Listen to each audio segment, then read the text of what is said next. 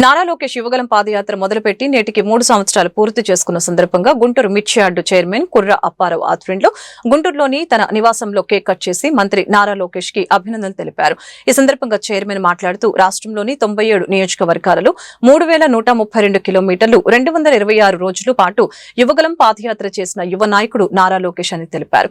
యువగలం పాదయాత్రలో ప్రతి గడపను సందర్శించి గత ప్రభుత్వంలో ఎదురైన సమస్యల గురించి ఆయన స్వయంగా అడిగి తెలుసుకున్నారని చెప్పారు. ముఖ్యంగా రైతులు, విద్యార్థులు, నిరుద్యోగుల సమస్యల్ని తెలుసుకుని వారికి భరోసా కల్పించారని తెలిపారు. యువగలం పాదయాత్రలో ప్రజలకిచ్చిన ప్రతి ఒక్క హామీని అధికారంలోకి రాగానే అమలు చేసి చూపించారని కొనియాడారు.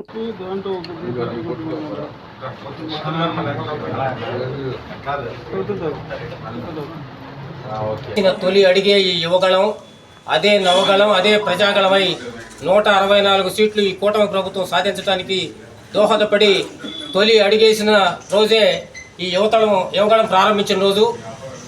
తాతలోని మొండి ధైర్యాన్ని, తండ్రిలోని చాణక్యతని పుణికిపుచ్చుకున్న మా భవిష్యత్ నేత నారా లోకేష్ గారు వేసిన అడిగే ఈ కూటమి ప్రభుత్వానికి నాందై తొలి అడిగే యువగళమైందని, ప్రజాగళమైందని తెలియజేస్తా ఉన్నా. యువతకి ఉద్యోగ అవకాశాలు కానీ, శాంతి భద్రతలు కానీ, లా అండ్ ఆర్డర్ కంట్రోల్లో ఉందంటే ఆ అడిగే ఈ యువగళం, ఈ ప్రజాగళం. జై లోకేష్, జై చంద్రబాబు. యువగళం పాదయాత్ర పూర్తయిన సందర్భంగా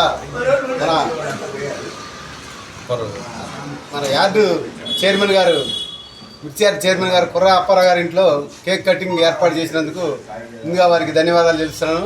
అలానే భాష్యం ప్రవీణ్ గారు, ఎమ్మెల్యే, కోరపాడు ఎమ్మెల్యే గారు, వారి యొక్క కార్యక్రమానికి వచ్చేసినందుకు వారికి కూడా ముందుగా అభినందనలు తెలియజేస్తున్నాను. ఈ యొక్క యువగళం పాదయాత్ర చేయడానికి కారణం గత 5 ఏళ్ళు జరిగిన ప్రభుత్వంలో అరాచకాలు, అకృత్యాలు, అన్యాయాలు జరిగినే ఉన్నాయి. దానికే ఆ రోజున ఎవరైనా మాట్లాడటానికి కూడా స్వేచ్ఛ లేకుండా చేశాడు జగన్మోహన్ రెడ్డి.